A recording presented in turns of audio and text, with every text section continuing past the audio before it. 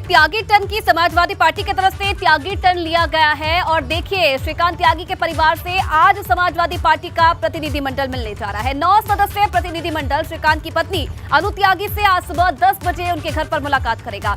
Party प्रमुख अखिलेश यादव के निर्देश पर पूर्व कैबिनेट मंत्री शाहिद मंजूर की अध्यक्षता में सपा का प्रतिनिधिमंडल नोएडा आएगा और इस टीम में पूर्व मंत्री नारद राय, पूर्व दर्जा प्राप्त मंत्री भूषण त्यागी, नोएडा से सपा प्रत्याशी रहे सुनील चौधरी भी शामिल हैं। साथ ही साथ समाजवादी पार्टी प्रतिनिधिमंडल दल अनु त्यागी और इंगला त्यागी से मुलाकात करके पुलिस हिरासत में उनके साथ हुए दुर्व्यवहार और उत्पीड़न की जानकारी लेगा। दरअसल श्रीकांत त्यागी की पत्नी अनु त्यागी ने ये कहा था कि उनके पति बीजेपी से जुड़े रहे और उन्हें इस समय अकेला छोड़ दिया गया है। अनु त्यागी ने यह भी आरोप लगाया कि उन्हें पुलिस हिरासत में ले जाकर मानसिक रूप से प्रताड़ित किया गया।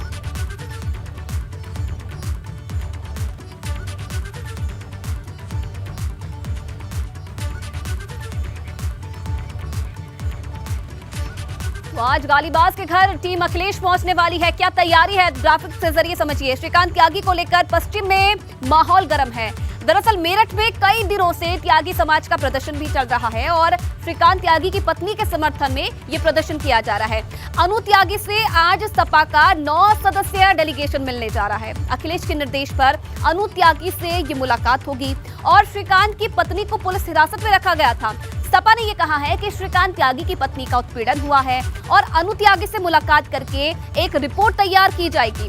डेलीगेशन में त्यागी समाज के 5 लोगों को रखा गया है और ये रिपोर्ट तैयार करके प्रदेश मुख्यालय यानी कि अखिलेश यादव के पास भेजी जाएगी।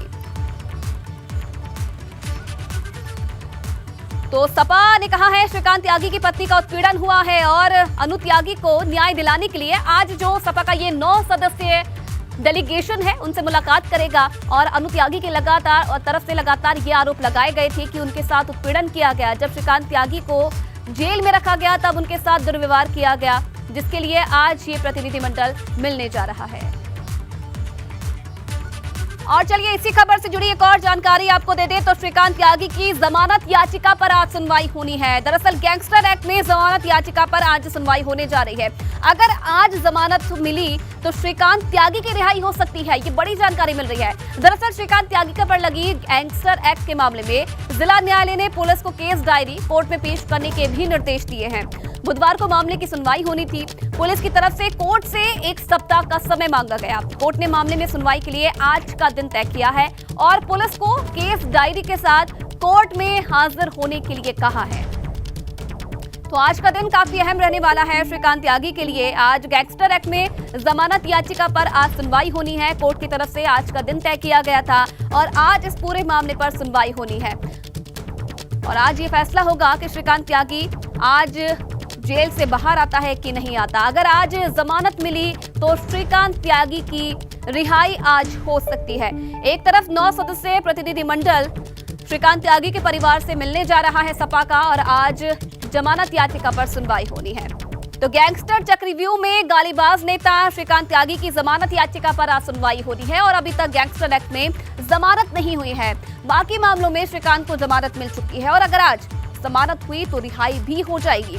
मामले से जुड़े सभी पेपर कोर्ट में पुलिस को लाना होगा। पुलिस ने कोर्ट से 5 दिन का वक्त मांगा था और कोर्ट ने पुलिस को 2 दिन का वक्त दिया था और 5 अगस्त को नोएडा की सोसाइटी में ये पूरा विवाद हुआ था। महिला से अभद्रता करने पर श्रीकांत त्यागी की गिरफ्तारी हुई है और 9 अगस्त से श्रीकांत त्यागी जेल में बंद है। तो देखिए आज का दिन काफी अहम होने वाला है श्रीकांत त्यागी के लिए। जमानत पर आज सुनवाई होगी और आज ये फैसला हो जाएगा कि श्रीकांत त्यागी जेल से बाहर आता है कि नहीं आता।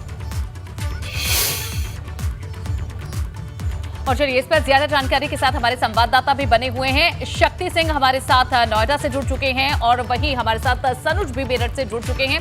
सबसे पहले शक्ति आपसे जानकारी लेना चाहेंगे, आज जो श्रीकांत त्यागी की जमानत याचिका पर सुनवाई होनी है, केस डायरी लेकर पहुंचने के लिए कहा गया है कोर्ट में, पुलिस को इस पर क्या अपडेट है? क्या आज संभावित है कि श्रीकांत त्यागी को जमानत मिल सकती है? किया था, अभी नाश्ता करके आए थे। नाश्ता किया आपने? इसी बात पर टिकी है कि श्रीकांत त्यागी को आज बेल मिलेगी या नहीं मिलेगी, यानी कि श्रीकांत त्यागी को आज राहत मिलेगी या नहीं मिलेगी। आज जो कोर्ट ने कहा था कि 2 दिन के अंदर जो केस डायरी है उसे लेकर जो नोएडा पुलिस है वो हाजिर हो कोर्ट में। लेकिन अब देखने वाली बात यह है कि क्या आज भी जो नोएडा पुलिस है वो हिला हवाली करती है या कोर्ट से कोई आगे की तारीख मांगती है, ये भी देखने वाली बात होगी। लेकिन जिस तरीके से कोर्ट ने नाराजगी जताई थी और नाराजगी जताने के बाद ये कहा था कि 2 दिन का समय दिया जा रहा, 2 दिन के अंदर जितने भी कागजात है, जो केस डायरी है, वो सभी लेकर कोर्ट के समक्ष पेश हुई है। वहीं जो नोएडा पुलिस की बात की जाए तो नोएडा पुलिस ने भी इस पे 5 दिन का वक्त मांगा था, जिसके बाद कोर्ट ने कहा था कि सिर्फ आपके पास 2 दिन का वक्त है। तो नोएडा की ये ग्रांड ओमेक्स सोसाइटी है जो कि रातों रात यहाँ पर जो हलचल है वह बढ़ गई थी काफ़ी, और जिसके बाद एक वीडियो वायरल हुआ था, चर्चा में ये सोसाइटी आ गई थी पूरी तरीके से। श्रीकांत त्यागी इसी सोसाइटी में रहते हैं, उनकी जो पत्नी है वो भी इसी सोसाइटी में रहती हैं। और आज एक जो सपा की तरफ से, सपा पार्टी की तरफ से एक डेलीगेशन भी मिलने आएगा जो उनकी पत्नी है अनु त्यागी से। सपा के डेलीगेशन का साफ तौर पर ये कहना है, जो समाजवादी के मुखिया ये कहना है कि जब श्रीकांत त्यागी फरार थे तो उस समय उनकी जो पत्नी है अनु त्यागी, उनको पुलिस ने अपनी कस्टडी में रखा, उनके साथ बदतमीजी करी, बदसलूकी करी, जिसके बाद त्यागी समाज में काफ़ी रोष है। त्यागी समाज को वोट बैंक माना जाता है बीजेपी का, लेकिन अब जिस तरीके से त्यागी समाज ने अपनी जो मुट्ठी है वो एक कर दिखाई है और एक महापंचायत भी की थी, जिसके बाद अब इस पूरे मामले को लेकर जो डेलीगेशन है वो भेजा है अखिलेश यादव ने, ताकि जो त्यागी वोट बैंक है वो भी उनकी तरफ कुछ आ सके। और ये डेलीगेशन आज 10 बजे शक्ति मुलाकात करेगा और इसी पर थोड़ी और जानकारी शक्ति ले लेते हैं। तनुज हमारे साथ बने हुए हैं। तनुज, ये बताइए कि इससे पहले ये डेलीगेशन मुलाकात कर पाता, लेकिन पूर्व समाजवादी पार्टी की इससे पहले ही अब दिखने लग गई है। नोएडा महानगर सपा उपाध्यक्ष हैं शैलेंद्र कुमार, उन्होंने इस्तीफा दे दिया है, ये कहते हुए कि कथनी और करनी में एक तरह से अंतर दिख रहा है पार्टी की, और अपना इस्तीफा उन्होंने भेज भी दिया है। क्या इससे एक गलत संदेश समाजवादी पार्टी की तरफ से जा रहा है लोगों के बीच में? हाँ, देखिए बिल्कुल आपने सही कहा। देखिए इस्तीफा देने की वजह और दर्द हमें समझना होगा। आप देखिए कि अखिलेश यादव का नोएडा जाना, नोएडा जाकर सीधा ये कहना और श्रीकांत त्यागी पर टिप्पणी करना और सीधा ये कहना कि मैं उस शख्स को धन्यवाद दूंगा जिसने वीडियो वायरल करी, तो कहीं ना कहीं देखिए समाजवादी पार्टी के कई नेता ऐसे हैं कि जो इसके पक्ष में नहीं है। उनका ये कहना है कि एक जाति के वोटर को साधने के चक्कर में दूसरी जो जाति है उनके लोगों को कहीं ना कहीं एक नाराजगी कहीं ना कहीं देखने में आ रही है। लोग बाकायदा इस पर नाराजगी भी जता रहे हैं। चूंकि अखिलेश यादव का एकदम यू टर्न लेना, भाई अगर अखिलेश यादव नोएडा गए थे तो वो सीधे श्रीकांत त्यागी के घर भी जा सकते थे, वहां पर मुलाकात कर सकते थे, लेकिन वहां पर श्रीकांत त्यागी को बीजेपी का नेता बताना और उसके 2-3 दिन बाद उसको पाक साफ देना, ये आखिर किस वजह से श्रेणी में आता है। तो शायद इसी नाराजगी को लेकर यहाँ पर जो इस्तीफा है वो दिया गया है। आज चूंकि समाजवादी पार्टी का जो 9 सदस्यीय जो डेलीगेशन है वो यहाँ से जा रहा है, पहले एक बाकायदा बैठक होगी और उस बैठक होने के बाद सीधे श्रीकांत त्यागी के घर जाएंगे, वहां अनु त्यागी से मुलाकात करेंगे, हिला त्यागी से मुलाकात करेंगे और जो पूरी रिपोर्ट है वो रिपोर्ट बनाकर कहीं ना कहीं सौंपी जाएगी।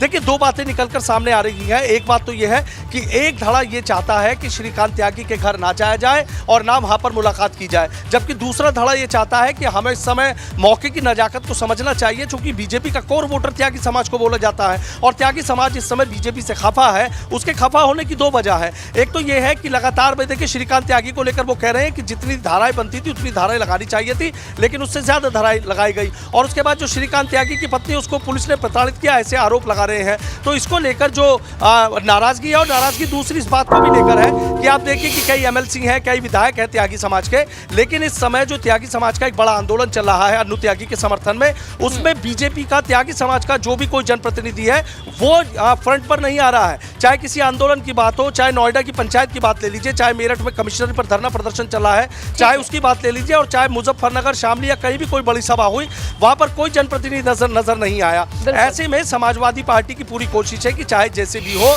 जो त्यागी वोट बैंक है उसमें पूरी तरीके से सेंध लगा दी जाए। हालांकि ये सेंध लगाने में कितने कामयाब हो पाएंगे ये अपने आप में आने वाला वक्त बताएगा। लेकिन आज 9 सदस्य बीजेपी ने छोड़ा और समाजवादी पार्टी ने लपका, लेकिन उसमें भी एकजुटता नजर नहीं आ रही है। कुछ अंदर खाने से ही आवाजें उठने लगी हैं। सनुज, शक्ति, आप दोनों का बहुत बहुत शुक्रिया। आगे भी आपसे अपडेट लेते रहेंगे। एक बड़ी खबर आपको दे दें, इनकम टैक्स की तरफ से लगातार रेड पड़ रही है और अब आईटी के रडार पर यूपी के 1.5 दर्जन अधिकारी हैं। कुछ बड़े नौकरशाह और भ्रष्ट अफसरों से भी तार जुड़ते नजर आ रहे हैं। कानपुर में उद्योग विभाग के उपायुक्त के ठिकानों पर कल भी छापेमारी हुई। लखनऊ में यहां इंटेक्सो सर्विस लिमिटेड ऑफिस भी टीम पहुंची थी और अब लखनऊ में कुछ और ठिकानों पर आईटी की टीम ने छापेमारी की है, यहां दस्तावेज खंगाले गए हैं। तो जहां अब रडार पर कई बड़े अधिकारी भी आ सकते हैं, ये बड़ी सूचना मिल रही है। इस वक्त की ये अहम खबर आपको दे रहे हैं। लखनऊ में कुछ और ठिकानों पर जहां छापेमारी हुई, आईटी के रडार पर उत्तर प्रदेश के 1.5 दर्जन अधिकारी बताए जा रहे हैं। कुछ बड़े नौकरशाह और भ्रष्ट अफसरों से तार जुड़े हुए दिख रहे हैं। और ज्यादा जानकारी लखनऊ से हमारे संवाददाता शैलेश अरोड़ा देंगे।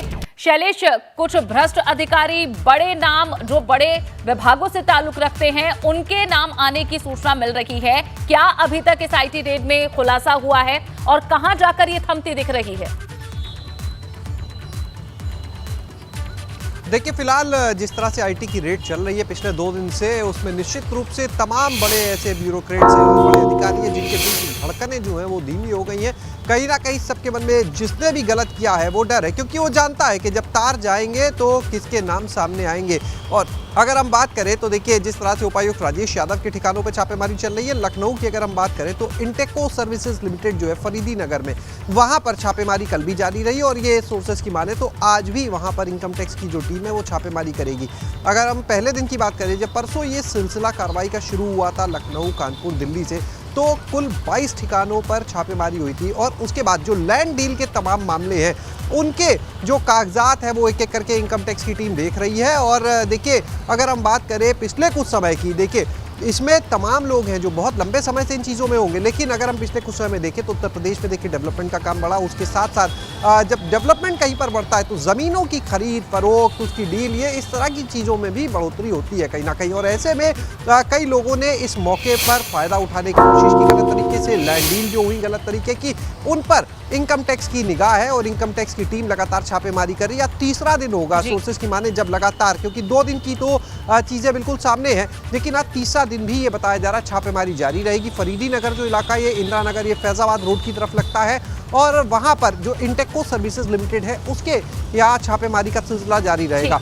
उद्योग विभाग, इसके अलावा तमाम और जो संस्थान हैं, उनसे जुड़े हुए संस्थानों पर अधिकारियों के यहाँ रेड चल रही है। और बहुत ही गुपचुप तरीके से ये काम इसलिए किया जा रहा है क्योंकि तमाम बड़े ब्यूरोक्रेट, तमाम बड़े अधिकारी इसकी जद में आ सकते हैं, उन पर कार्रवाई हो सकती है। इसलिए बहुत संभलते हुए, बहुत गोपनीयता के साथ इनकम टैक्स देखिए टीम वैसे भी गोपनीयता से काम करती है, लेकिन इस मामले में और भी ज्यादा सतर्कता बरती जा रही है क्योंकि तमाम बड़ी मछलियां, मगरमच्छ कह सकते हैं, वो शिकंजे में आएंगे निश्चित रूप से इस पूरी रेड के बाद। बिल्कुल शैलेश, शुक्रिया इस पूरी जानकारी के लिए आपका। और अब कानपुर से बड़ी खबर आपको दे दें, जहां आईटी विभाग की छापेमारी पर सूत्रों के हवाले से एक बड़ी खबर मिल रही है। यहां समिति के जरिए बेची गई 24 बीघा जमीन। उपायुक्त उद्योग के खाते में ये रकम आई थी जो 24 बीघा जमीन बेची गई। ये जानकारी बढ़ी, खाते में रुपए भेजने के बाद अब आईटी की नजर यहां कानपुर के प्रॉपर्टी डीलर पर है। राजू चौहान और देशराज के यहां आयकर विभाग की कार्रवाई खत्म हुई है। दोनों प्रॉपर्टी डीलर ने 12-12 बीघा जमीन खरीदी। 20 करोड़ की जमीन यहां 3 करोड़ 60 लाख रुपए में बेच दी गई। सस्ते दामों पर यह जमीन बेची गई। जमीन की भी अब जांच शुरू हुई है। उपायुक्त उद्योग के निलंबन की संस्तुति भी की गई। टीम भी इस बाबत गठित की गई है। महीनों से गायब चल रहे हैं उपायुक्त उद्योग राजेश सिंह यादव। कानपुर से ये बड़ी खबर आपको दे रहे हैं, जहां इनकम टैक्स विभाग की छापेमारी में कुछ और बड़े खुलासे हुए हैं। समिति के जरिए 24 बीघा जमीन बेची गई और खाते में रुपए भेजने के बाद अब आईटी विभाग की नजर इस पर है। दिल्ली, लखनऊ, कानपुर में जमीन खरीद को लेकर ये बड़ा अपडेट आपको दे रहे हैं। समिति के जरिए जो जमीन बेची गई, उपायुक्त उद्योग के खाते में इसकी रकम आई है और अब इसी को टटोलने में टीम जुट गई है। खाते में जो रुपए भेजे गए उसके बाद कानपुर में अब टीम अलर्ट पर है। राजू चौहान, देशराज के यहां आयकर विभाग ने छापेमारी की।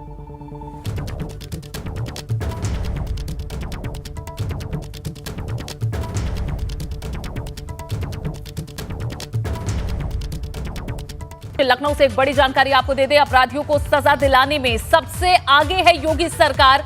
महिला अपराध में दोषियों को सजा दिलाने में भी अव्वल नंबर पर है उत्तर प्रदेश।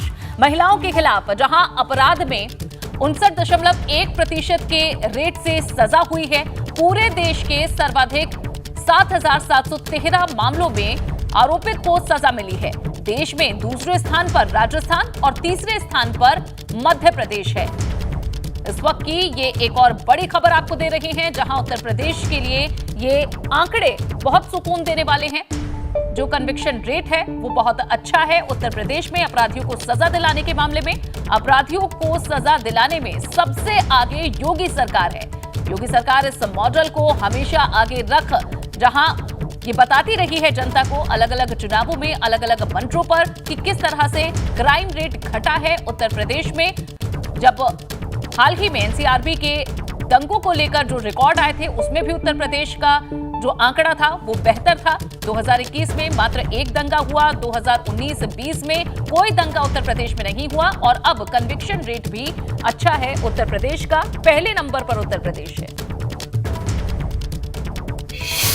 बड़ी खबर आपको बता दें तो आज वाराणसी दौरे पर रहेंगे भाजपा के नए प्रदेश अध्यक्ष भूपेंद्र चौधरी। काशी विश्वनाथ के दर्शन करेंगे भूपेंद्र चौधरी और यहां कार्यकर्ताओं और पदाधिकारियों से भी मुलाकात कर सकते हैं, ये बड़ी जानकारी मिल रही है। तो आज काशी के दौरे पर रहने वाले हैं भूपेंद्र चौधरी, और प्रदेश अध्यक्ष बनने के बाद ये पहला दौरा रहेगा वाराणसी का। और यहां पर भाजपा के जो तमाम पदाधिकारी हैं, जो तमाम कार्यकर्ता हैं, उनसे भी मुलाकात का कार्यक्रम रहने वाला है। सबसे पहले काशी विश्वनाथ में दर्शन करने पहुंचेंगे और उसके बाद जितने भी कार्यकर्ता हैं, जो भी पदाधिकारी हैं, उनके साथ मुलाकात भी करेंगे। तो देखिए, वाराणसी के दौरे पर रहने वाले हैं। पश्चिम के बाद अब पूर्वांचल में भूपेंद्र चौधरी पहुंच रहे हैं। प्रदेश अध्यक्ष बनने के बाद ये पहला उनका काशी दौरा है। यहां 2 दिन के वाराणसी दौरे पर रहेंगे। साथ ही साथ आपको बता दें कि 12 बजे पार्टी के क्षेत्रीय कार्यालय में बैठक करेंगे। पश्चिमी यूपी से मिशन 80 की शुरुआत उन्होंने की थी। अब विधानसभा चुनाव में पूरब में ज्यादा नुकसान दिखा तो यहाँ काशी के दौरे पर आ गए हैं भूपेंद्र चौधरी, और यहाँ पर भी जनता को साधने की कोशिश करेंगे।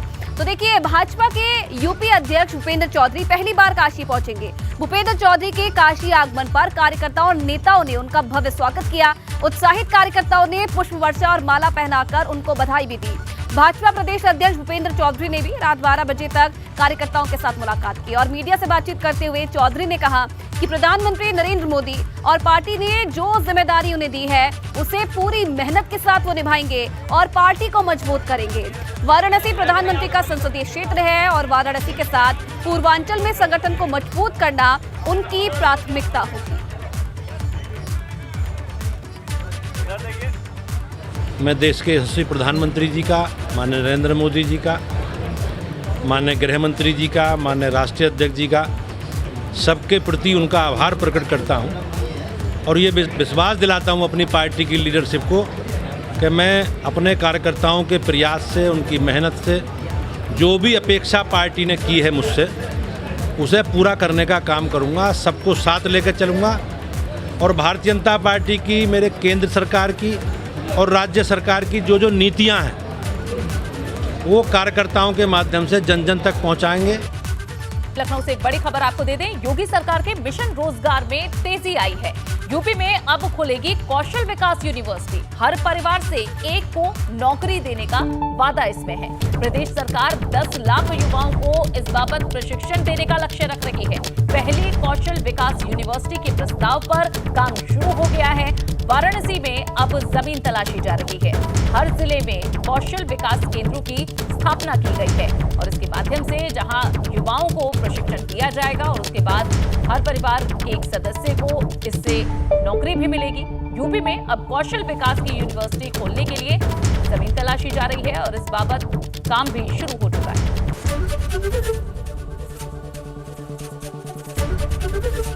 एबीपी गंगा, खबर आपकी, जुबान आपकी।